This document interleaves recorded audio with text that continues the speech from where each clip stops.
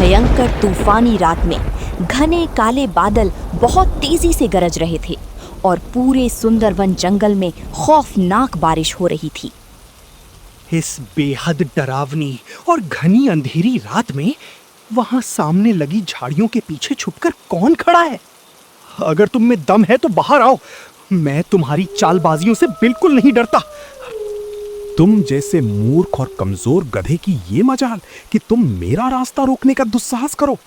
आज मैं तुम्हारी इस बड़ी भूल के लिए तुम्हें तड़पाकर अपना खौफनाक शिकार बनाऊंगा। बचाओ बचाओ, ये तो बहुत ही भयानक और खूंखार 2 सिरों वाला मायावी राक्षस है। कोई मुझे इस दरिंदे से बचाओ। महाराज शेर सिंह, मुझे आकर इस वक्त जल्दी से बचाइए। अरे भाई, क्या तुमने अभी-अभी इस सुनसान जगह पर वो अजीब और खौफनाक चीख सुनी? ये आवाज तो किसी बड़े भेड़िए की है, लेकिन हमारे इस जंगल में भेड़िया रहता ही नहीं।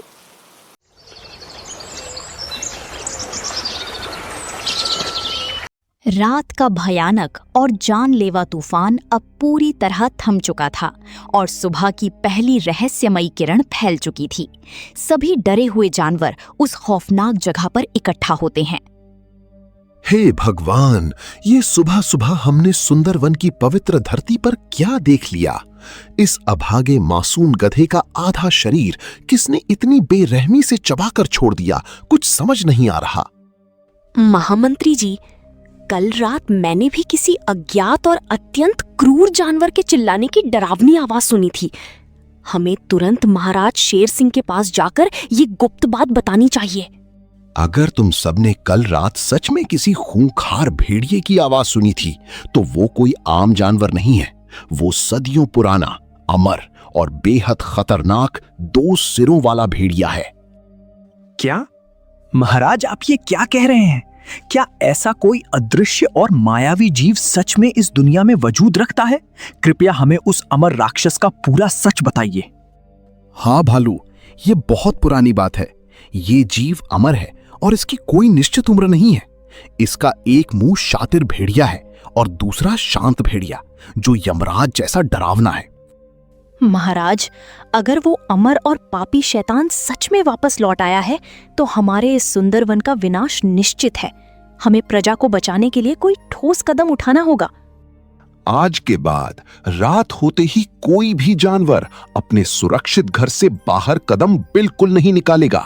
हमें बस इसी बात का खास ध्यान रखना है, वरना कोई भी नहीं बचेगा।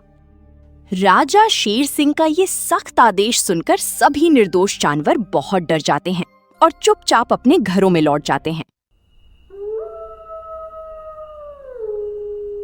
क्यों ना हम सब मिलकर उस 2 मुंह वाले भयानक लकड़बग्घे को मार गिराएं, या फिर इस जंगल से हमेशा के लिए दूर भगा दें। ऐसा करने से महाराज हमें बड़ा इनाम देंगे। बंदर भाई, तुम्हारी ये योजना सुनने में तो बहुत ज्यादा अच्छी लगती है, लेकिन उस 2 मुंह वाले अमर शैतान का सामना करने में भारी खतरा है। हमें संभल कर रहना होगा। तुम दोनों फालतू का डर रहे हो। मेरी फुर्ती के आगे कोई खतरा नहीं है। वो भारी भरकम जानवर इतना तेज नहीं भाग पाएगा कि मुझे पकड़ सके। मेरा कोई बाल बाका नहीं होगा।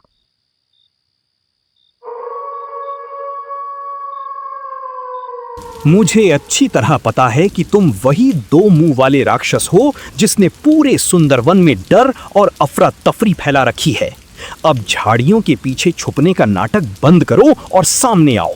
मैं जानना चाहता हूं कि आखिर तुम्हारा असली मकसद क्या है और तुम निर्दोष जानवरों के पीछे क्यों पड़े हो। तुम्हारी हिम्मत देखकर सचमुच मजा आ रहा है। जहां बड़े बड़े जानवर मेरा नाम सुनकर अपने बिलों में छुप जाते हैं, वहीं तुम जैसा छोटा बंदर मेरे सामने खड़ा होकर सवाल पूछ रहा है। लेकिन अब तुम्हारी ये बहादुरी तुम्हें बहुत भारी पड़ने वाली है, क्योंकि आज रात तुम यहां से जिंदा वापस नहीं जाओगे। मुझे अपनी जान की चिंता नहीं है। मुझे हैरानी इस बात की है कि पूरे जंगल को डराने वाला राक्षस अपने ही शरीर के दूसरे सिर से हर समय बहस करता रहता है। जो अपने ही अंदर शांति नहीं बना सकता, वो आखिर पूरे सुंदरवन पर राज करने का सपना कैसे देख सकता है और सफल कैसे हो सकता है? क्योंकि ये लालची भेड़िया सिर्फ सत्ता, डर और विनाश के बारे में सोचता है।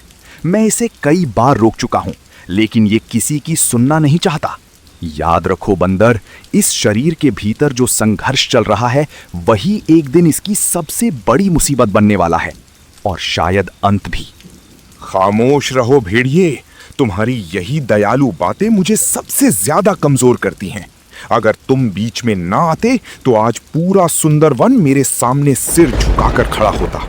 लेकिन अब मैं किसी को भी अपने रास्ते में आने नहीं दूंगा, चाहे वो तुम हो, शेर सिंह हो या ये नासमझ बंदर। भेड़िए की आंखों में भयानक क्रोध दिखाई देता है। दूसरी ओर भेड़िए के चेहरे पर बेचैनी साफ झलक रही थी। पहली बार बंदर को महसूस होता है कि इस रहस्य का संबंध उनकी आपसी दुश्मनी से जुड़ा हुआ है। अजीब बात है, जितना मैं तुम्हें देख रहा हूं उतना मुझे लग रहा है कि पूरा जंगल तुमसे नहीं बल्कि तुम्हारे अंदर चल रही इस लड़ाई से खतरे में है। शायद तुम्हारी ताकत उतनी बड़ी नहीं है जितनी कहानियों में सुनाई जाती है, और शायद तुम्हारे हारने का रास्ता भी यहीं कहीं छुपा है। तुम जरूरत से ज्यादा समझदार बनने की कोशिश कर रहे हो बंदर। ये आदत तुम्हें बहुत महंगी पड़ेगी। जिन जानवरों ने मेरी असली सच्चाई जानने की कोशिश की थी उनका क्या हुआ ये पूरा जंगल जानता है। अगर तुमने एक कदम भी और आगे बढ़ाया तो तुम्हारा हाल उनसे भी ज्यादा बुरा होगा। बंदर, अभी यहां से चले जाओ। मैं नहीं चाहता कि एक और निर्दोष जानवर मेरी आंखों के सामने मारा जाए।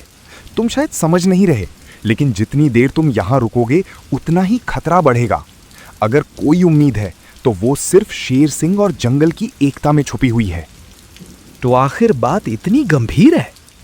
तुम्हारी बातें सुनकर लग रहा है कि तुम किसी चीज से डर रहे हो, और वो चीज मैं नहीं हूं। ठीक है, मैं अभी जा रहा हूं, लेकिन अब मैं खाली हाथ नहीं जा रहा, क्योंकि मुझे वो सुराग मिल चुका है जिसकी मुझे तलाश थी। बंदर तेजी से पेड़ों की ऊंची शाखाओं पर छलांग लगाता हुआ वहां से निकल जाता है। पीछे खड़ा लकड़बग्घा उसे घूरता रहता है, जबकि भेड़िए की आंखों में पहली बार उम्मीद की हल्की चमक दिखाई देती है। मूर्ख बंदर, तुम्हें लगता है कि तुम कोई बड़ा रहस्य जान गए हो, लेकिन याद रखना, अगर तुमने शेर सिंह तक पहुंचकर मेरे खिलाफ कोई चाल चली तो मैं पूरे सुंदर वन को ऐसा दर्द दूंगा जिसे आने वाली पीढ़ियां भी कभी भूल नहीं। उधर बंदर बिना समय गवाए सीधे राजमहल की ओर दौड़ रहा था। उसके पास जवाब कम थे, लेकिन सवाल इतने बड़े थे कि शायद उन्हीं में दो मुंह वाले राक्षस को हराने का रास्ता छुपा हुआ था। मैंने उस दो मुंह वाले राक्षस को बहुत करीब से देखा है। मुझे अब यकीन हो गया है कि उसकी सबसे बड़ी ताकत उसका विशाल शरीर नहीं, बल्कि जंगल में फैला डर है। उसके दोनों सिर एक दूसरे पर भरोसा नहीं करते। लकड़बग्घा कुछ छुपा रहा है और भेड़िया उसे रोकना चाहता है। अगर तुम्हारी बात सच है तो ये हमारे लिए बड़ी खबर है। अब तक हम उसे अजेय समझते रहे, लेकिन जिस दुश्मन के भीतर ही संघर्ष चल रहा हो उसे हराने का रास्ता जरूर निकाला जा सकता है। हमें जल्दबाजी नहीं करनी होगी, बल्कि उसकी अगली चाल का इंतजार करके सही वार करना होगा। महाराज, मुझे एक बात और अजीब लग रही है। अगर वो सचमुच पूरे जंगल पर राज करना चाहता है तो अभी तक सामने आकर हमला क्यों नहीं कर रहा? मुझे लगता है कि वो किसी सही मौके की तलाश में है, और शायद अभी उतना मजबूत नहीं जितना दिखाने की कोशिश करता है। लोमड़ी ठीक कह रही है। कई बार सबसे खतरनाक दुश्मन वही होता है जो अपनी कमजोरी को ताकत की तरह पेश करता है। मुझे लगता है कि हमें कुछ जानवरों को जंगल के अलग अलग हिस्सों में भेजकर उसकी गतिविधियों पर नजर रखनी चाहिए, ताकि उसका अगला कदम पहले ही पता चल सके। चारों देर रात तक योजना बनाते रहते हैं। आखिर तय होता है कि किसी भी कीमत पर राक्षस को ये एहसास नहीं होना चाहिए कि सुंदरवन अब उससे पहले जैसा डरा हुआ नहीं है। महाराज, मैं फिर से उसके इलाके में जाने को तैयार हूँ। पिछली बार मैंने उसकी बातों में डर नहीं देखा, बल्कि बेचैनी देखी थी। जब मैंने उसके अंदर चल रही लड़ाई का जिक्र किया तब वो सबसे ज्यादा गुस्से में आया था। मुझे लगता है कि वही बात उसकी सबसे बड़ी कमजोरी से जुड़ी हुई है। नहीं बंदर, इस बार तुम अकेले नहीं जाओगे। अगर वो सच में तुम्हें पहचान चुका है तो तुम्हारी जान खतरे में पड़ सकती है। तुम लोमड़ी के साथ जाओगे। भालू दूर से नजर रखेंगे और जरूरत पड़ने पर तुरंत मदद के लिए पहुंचेंगे। हमें कोई भी जोखिम बिना तैयारी के नहीं लेना है। अगली शाम बंदर और लोमड़ी चुपचाप जंगल के उस हिस्से की ओर बढ़ते हैं जहां राक्षस को आखिरी बार देखा गया था। वातावरण असामान्य रूप से शांत था और यही बात सबसे डरावनी लग रही थी। बंदर भाई, क्या तुम्हें नहीं लग रहा कि यहाँ कुछ गड़बड़ है? पिछली बार कम से कम उसकी आवाजें सुनाई दे रही थीं, लेकिन आज पूरा इलाका अजीब तरह से शांत है। मुझे ऐसा महसूस हो रहा है जैसे कोई हमें देख रहा हो और हमारी हर गतिविधि पर नजर रख रहा हो। मुझे भी यही लग रहा है, लेकिन अब वापस लौटना सही नहीं होगा। अगर हम सच जानना चाहते हैं तो हमें आगे बढ़ना ही पड़ेगा। बस सावधान रहना, क्योंकि मुझे पूरा यकीन है कि वो कहीं ना कहीं आसपास मौजूद है और शायद हमारे आने की खबर उसे पहले से मिल चुकी है। दोनों धीरे धीरे आगे बढ़ते हैं। तभी दूर सूखी घास के पीछे कोई भारी आकृति हिलती दिखाई देती है। अगले ही क्षण अंधेरे में दो चमकती आंखें दिखाई देती हैं और दोनों सतर्क हो जाते हैं। वाह, मुझे उम्मीद थी कि तुम फिर आओगे बंदर, लेकिन मैं ये नहीं जानता था कि इस बार तुम अपने साथ लोमड़ी को भी लेकर आओगे। लगता है तुम लोगों को अपनी मौत से सचमुच कोई डर नहीं रहा। ये बदलाव मुझे पसंद नहीं आया और इसकी कीमत तुम्हें चुकानी पड़ेगी। भेड़िए की हंसी जंगल में गूंज उठती है, लेकिन इस बार दूसरा भेड़िया पूरी तरह खामोश था। उसकी ये असामान्य चुप्पी बंदर के मन में एक नया और कहीं ज्यादा खतरनाक सवाल पैदा कर देती है। कुछ तो गड़बड़ है।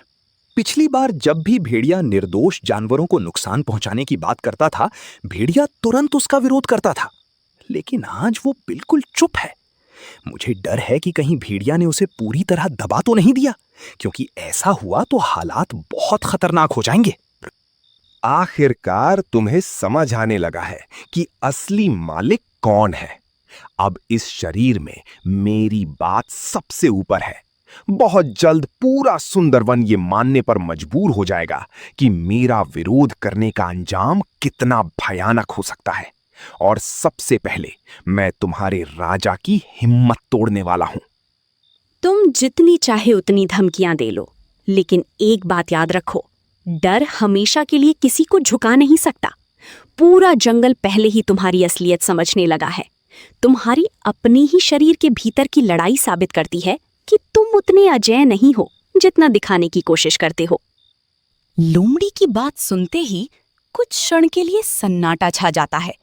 तभी अचानक उसी विशाल शरीर का दूसरा सिर हल्का सा हिलता है और बंदर की आंखों में उम्मीद लौट आती है। नहीं, अभी सब खत्म नहीं हुआ है। बंदर, लोमड़ी, मेरी बात ध्यान से सुनो। इसकी सबसे बड़ी ताकत तुम्हारा डर है। जिस दिन पूरा जंगल एक साथ इसके सामने खड़ा हो जाएगा, उसी दिन इसका आतंक टूटना शुरू हो जाएगा। इसे ताकत मत दो, इसका सामना करो। चुप रहो। तुम फिर से मेरे खिलाफ बोलने की हिम्मत कर रहे हो। मैं तुम्हें हमेशा के लिए खामोश कर दूंगा। अब मुझे सब समझ आ गया। इस राक्षस को हराने के लिए किसी जादू या चमत्कार की जरूरत नहीं है। हमें पूरे सुंदरवन को एकजुट करना होगा। अगर हम सब साथ खड़े हो गए तो इसका आतंक खुद ब खुद खत्म हो जाएगा और इसकी सबसे बड़ी ताकत कमजोर पड़ जाएगी।